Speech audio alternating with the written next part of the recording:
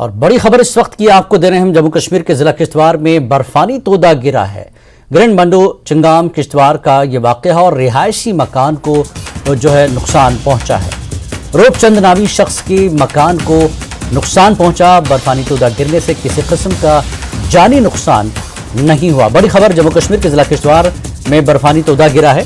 Grand मंडो चिंगाम Kishtwar का ये वाक़या है जहां पर एक रिहायशी मकान को नुकसान पहुंचा है।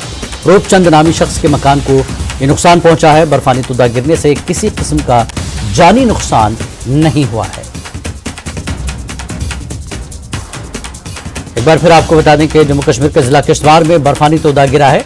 ग्रैंड मंडो चिंगाम किश्तवाड़ का ये वाक़या है जहां पर एक रिहायशी मकान को नुकसान पहुंचा। रूपचंद नामी शख्स के मकान को नुकसान पहुंचा है और बर्फानी तोदा गिरने से किसी किस्म का अभी तक जानी नुकसान नहीं हुआ है।